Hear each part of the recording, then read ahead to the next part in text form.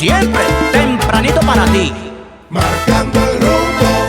Como cada mañana, siempre traemos personas interesantes. Y este es parte de nuestro equipo, Alex García, que lo felicitamos en días pasados porque ha sido privilegiado con un decreto del presidente de la República nombrándolo en el servicio exterior, precisamente en Ginebra, como primer secretario ante la delegación de República Dominicana en Naciones Unidas en Ginebra. Recordarles a ustedes que la primera localidad de Naciones Unidas precisamente fue en Ginebra, en un edificio que hoy se dedica a la Comisión de Derechos Humanos y que fue una organización que estuvo antes de la Segunda Guerra Mundial y que duró corto tiempo porque inmediatamente se armó la Segunda Guerra Mundial y después de la Segunda Guerra Mundial pues ya cambia el nombre a Naciones Unidas. Tendremos ese representante en Ginebra. A mí lo que me pasó en Ginebra un día, yo no me monto yo recién comenzando mi vida en organismos internacionales y yo estoy en Ginebra y me monto en el metro y ando mi metro, todo bien, mi tren.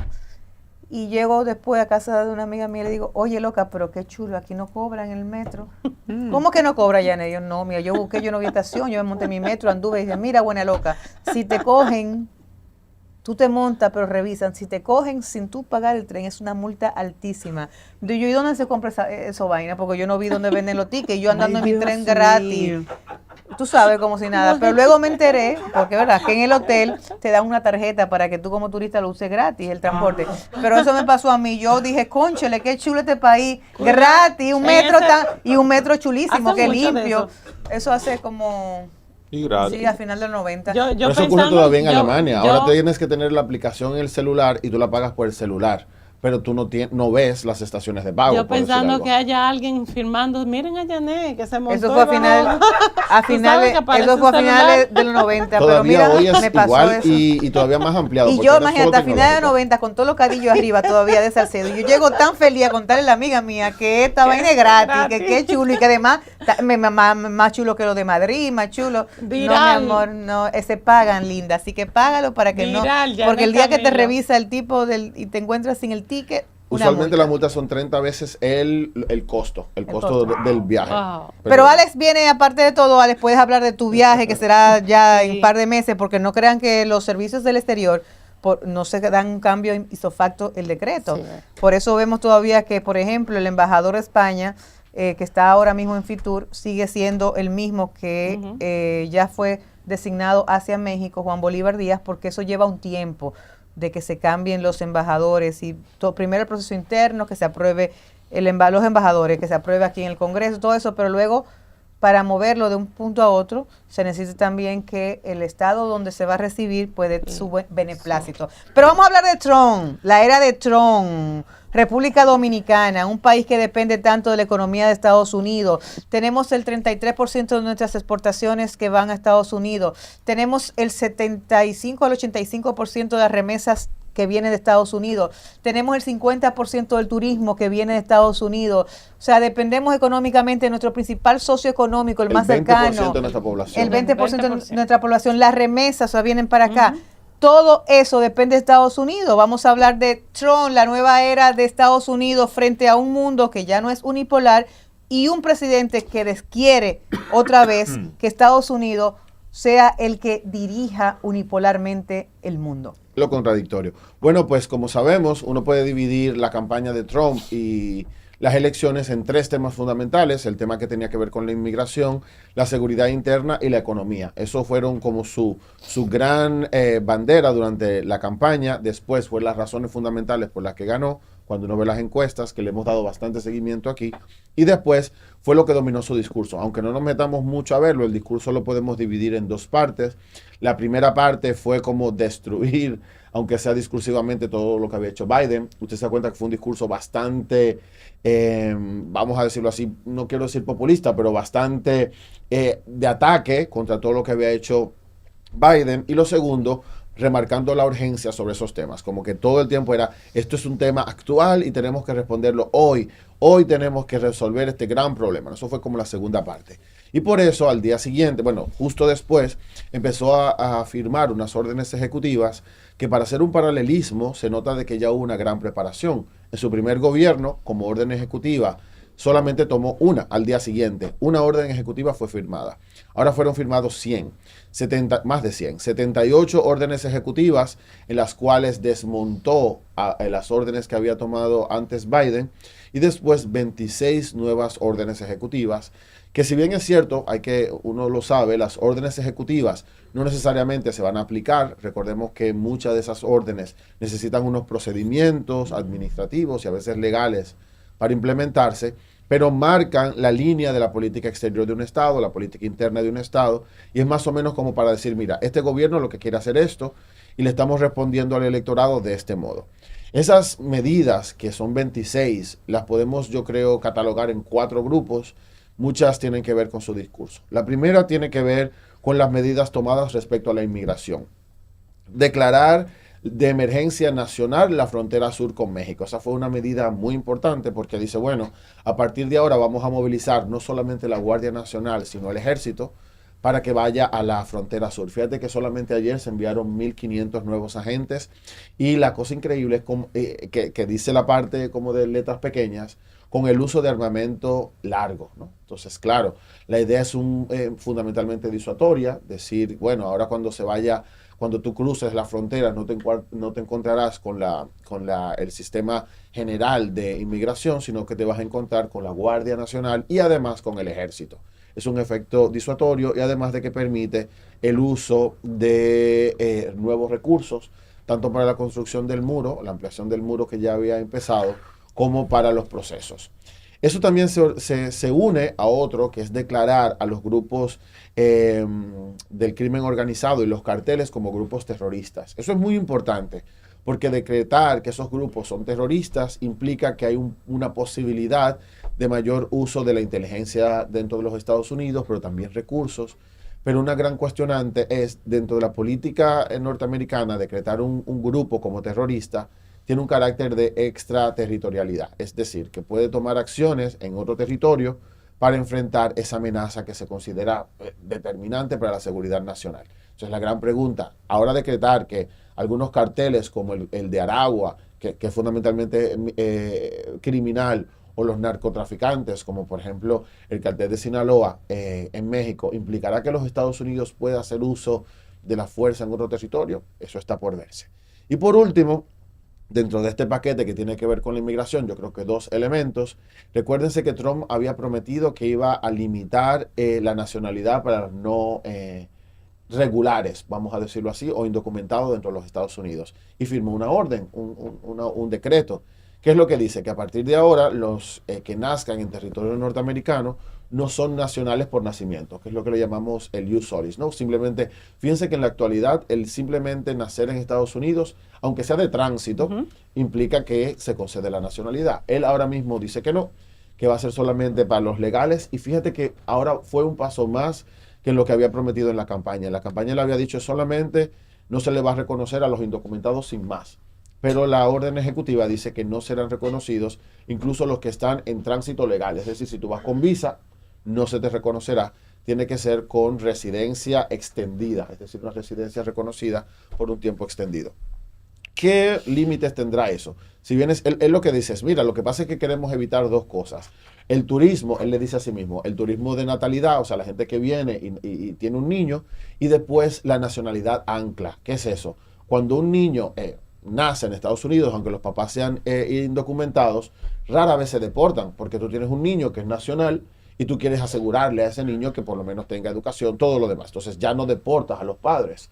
Es lo que le llaman la nacionalidad ancla. Entonces, bueno, después se trata de favorecer a esos padres para que puedan criar lo mejor posible a su niño, que es norteamericano. Entonces él quiere evitar eso. Ese paquete migratorio evidentemente tendrá problemas legales importantes porque el reconocimiento de la nacionalidad es constitucional, la enmienda 14, y ya hay varios estados, yo creo que eran 12 que habían empezado a impugnar eso. Ese es el primer paquete, el paquete que tiene que ver con la migración. El segundo tiene que ver con el reconocimiento internacional de cosas, como por ejemplo, él sale de la Organización Mundial de la Salud y del Acuerdo de París y el acuerdo climático. ¿Y qué es lo que él dice? Bueno, ahora vamos a decretar la emergencia energética nacional y vamos a buscar todo lo que podamos de recursos energéticos sin importarnos mucho el clima. Y por eso permite que en Alaska, que estaba prohibido en muchos lugares explotar petróleo, se explote y también se explote en el mar y se explote en cualquier parte, ¿no? Eso implica también que el fondo verde se elimina y Biden había ha firmado varias órdenes ejecutivas de la transición energética, como por ejemplo que dentro de los próximos 15 años se iba a evitar que se compraran nuevos vehículos de combustión y empezaran a hacer vehículos eléctricos. Bueno, él paraliza eso. El tercer grupo tiene que ver con medidas como por ejemplo los indultos. Recordemos que cuando Trump perdió las elecciones, él no las reconoció.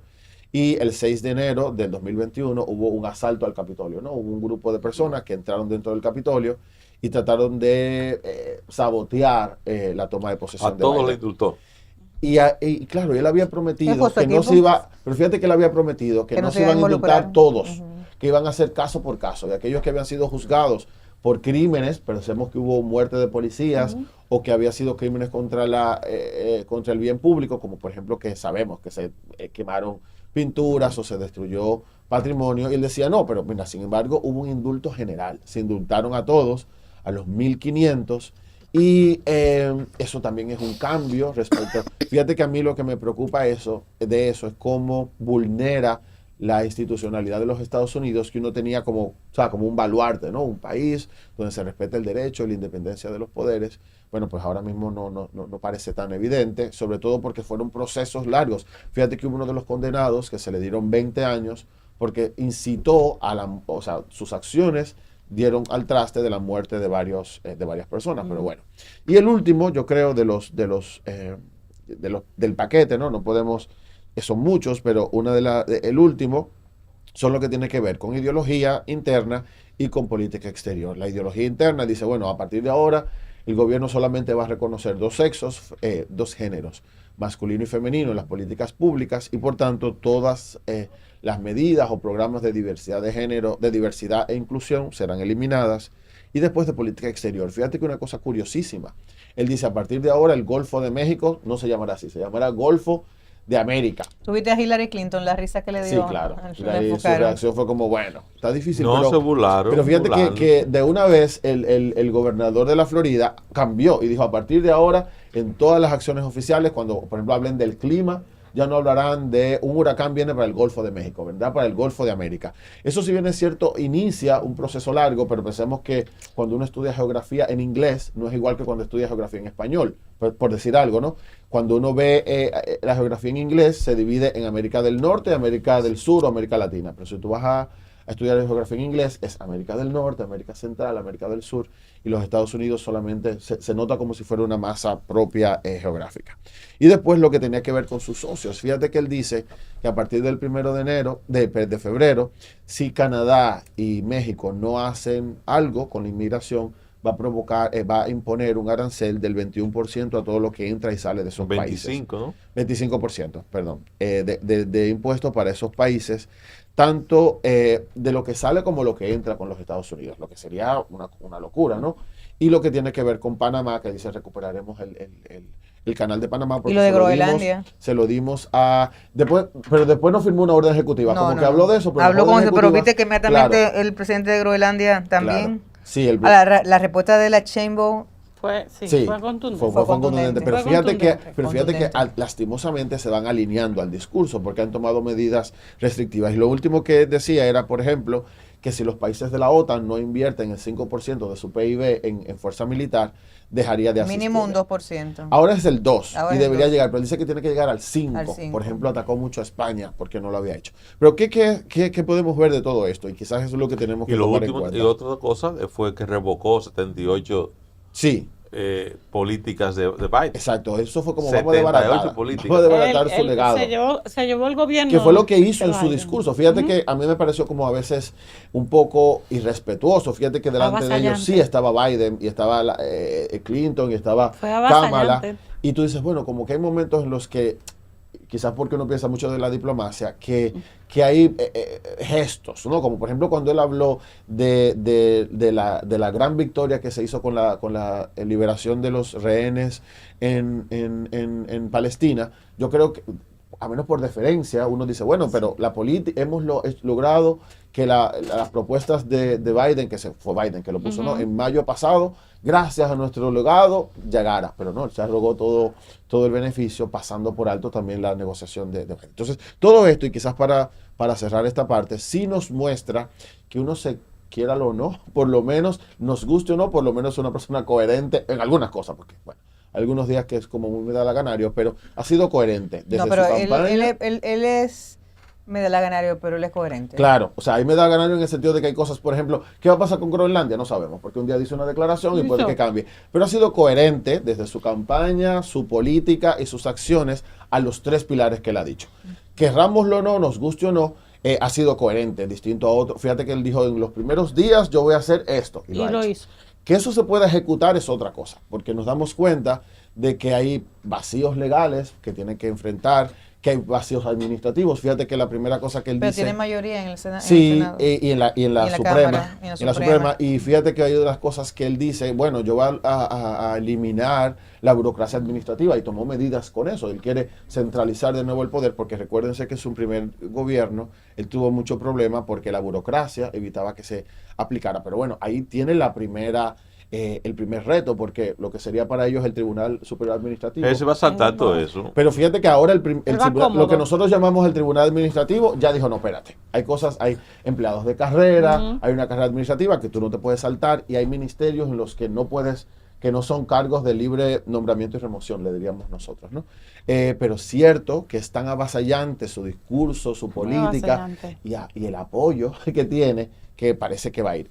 Internacionalmente, y ya con esto cierro, República Dominicana, somos de los países que están, una jerga, que estamos fríos. Porque fíjate que Marcos Rubio dijo que el ejemplo de los países que están haciendo la cosa bien es República Dominicana. Y como decía Janet, dijo, sus primeras visitas son en esos países que ellos llaman aliados, amigos, cercanos. Usa esas 3 categorías: aliados, amigos, cercanos. República Dominicana parece que está en esa lista, y fíjate que en ningún caso la política migratoria ha nombrado a República Dominicana como de los países emisores de migración negativa.